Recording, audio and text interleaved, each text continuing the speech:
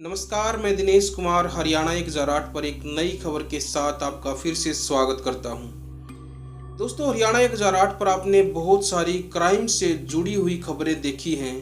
बहुत सारे ऐसे मामले देखे हैं जिनको देखने के बाद आदमी हैरान हो जाता है। ऐसी ही एक खबर आज फिर सामने आई है जिसको सुनने के बाद आप लोग ये कहोगे कि ऐसा कैसे हो सकता है। ये खबर है आज से 6 साल पहले की। अब आपको ये भी लग रहा होगा कि 6 साल पहले की खबर मैं आपको आज क्यों सुना रहा हूँ। दोस्तों, उसका एक कारण है। उस कारण का आपको ये खबर सुनने के बाद बखूबी पता लग जाएगा। आज से 6 साल पहले राजस्थान के अलवर जिले में एक ऐसी घटना घटी थी, एक ऐसा जघन्य अपराध हुआ था, एक ऐसे कांड को अंजाम दिया गया था जिसने पूरे राजस्थान को हिला दिया था। उस मामले में 4 लोग गिरफ्तार हुए थे और अभी मार्च 2023 में उन लोगों की सजा मुकर्रर होनी है। इसीलिए ये खबर आपको मैं आज बता रहा हूँ। सरकारी वकील अशोक शर्मा ने उन 4 के लिए फांसी की दलील रखी है। कौन है वो 4 लोग, ऐसा क्या अपराध किया था उन्होंने, यही बताने के लिए आपको मैं लेके चलता हूँ 6 साल पीछे। दोस्तों, अलवर जिले के शिवाजी नगर में बनवारी लाल नाम का एक व्यक्ति, जिसकी उम्र उस वक्त 45 वर्ष थी, वो अपनी पत्नी संतोष और 3 बेटों के साथ शिवाजी नगर में रहता था। बताया गया है कि पत्नी संतोष से महिला कोच थी। 3 बेटे थे, जिसमें बड़े बेटे का नाम मोहित, उम्र 17 साल, उससे छोटे वाले का नाम हैप्पी, उम्र 15 साल, और उससे छोटे वाले का नाम अज्जू, उम्र 12 साल। बड़ी हंसी खुशी से ये परिवार अपना जीवन व्यतीत कर रहा था। इसी बीच किसी सोशल ऐप के द्वारा बनवारी लाल की पत्नी संतोष, जिसकी उम्र उस वक्त 35 वर्ष थी, उसकी दोस्ती बड़ौदा मेव के रहने वाले हनुमान उर्फ जैकी के साथ हो जाती है। और बताया गया कि उस वक्त जैकी, हनुमान उर्फ जैकी की उम्र 25 वर्ष थी, यानी कि वो संतोष से लगभग 11 वर्ष छोटा था। दोनों की बातें होती हैं और बातें इतनी होती हैं कि काफ़ी नज़दीकियां बढ़ जाती हैं, और नज़दीकियां इतनी बढ़ जाती हैं कि दोनों ने शादी करने का प्लान बना लिया। अब दोनों शादी के बारे में सोचते थे तो बनवारी लाल और उनके 3 बेटे, उन दोनों को वे सभी अपने रास्ते का कांटा नजर आने लगे। दोनों ने प्लान बनाया कि इनको रास्ते से कैसे हटाया जाए। समय और तारीख तय होती है 2 अक्टूबर 2017 की रात। प्लान के मुताबिक संतोष ने नींद की गोलियां लेके रख ली थी। 2 अक्टूबर की शाम रोजाना की तरह वो खाना बनाती है। पूरा परिवार खाना खाता है। खाने में साथ में उसने रायता भी बनाया हुआ था। अब रायते में वो नींद की गोलियां मिला देती है। पूरे परिवार ने, बनवारी लाल ने और सभी बच्चों ने खाना खाया, रायता लिया।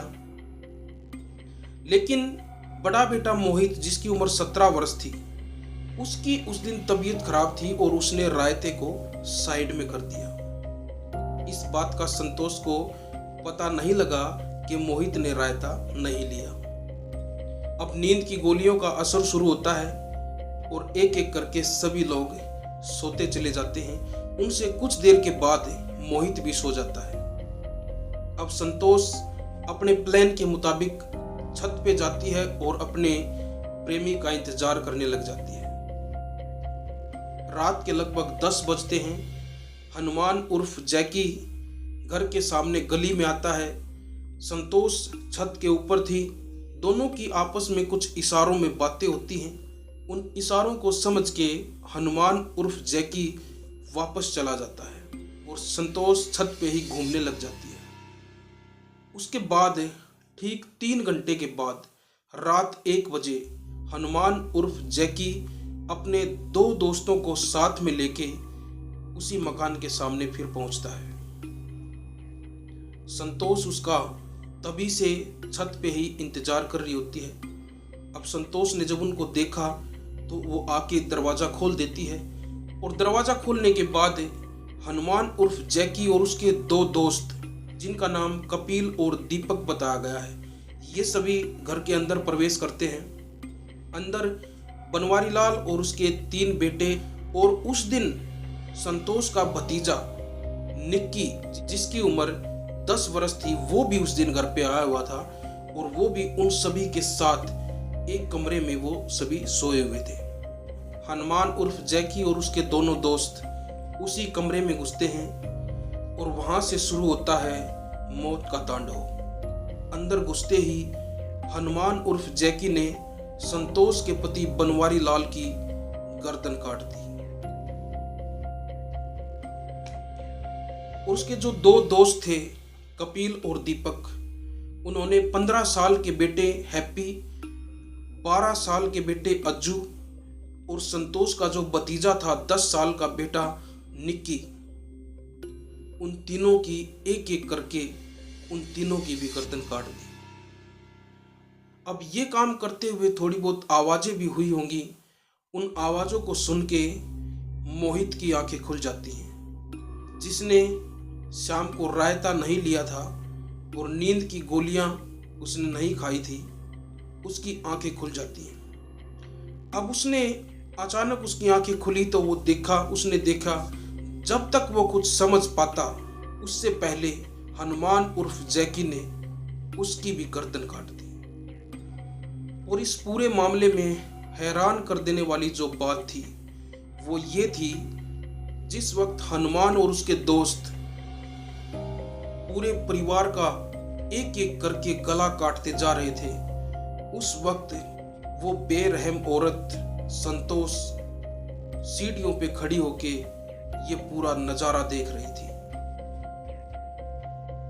अब प्लान के मुताबिक घटना को अंजाम देके वो तीनों दरिंदे वहां से फरार हो जाते हैं।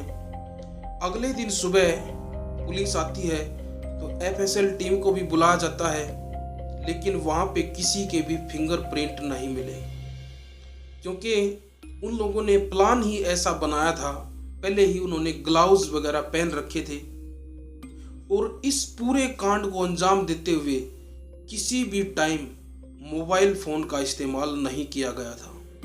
अब संतोष से पूछताछ होती है, क्योंकि जिस घर में रात को वो भी मौजूद थी और इस तरह से कोई पूरे परिवार को खत्म करके चला जाता है तो संतोष को पता क्यों नहीं लगा।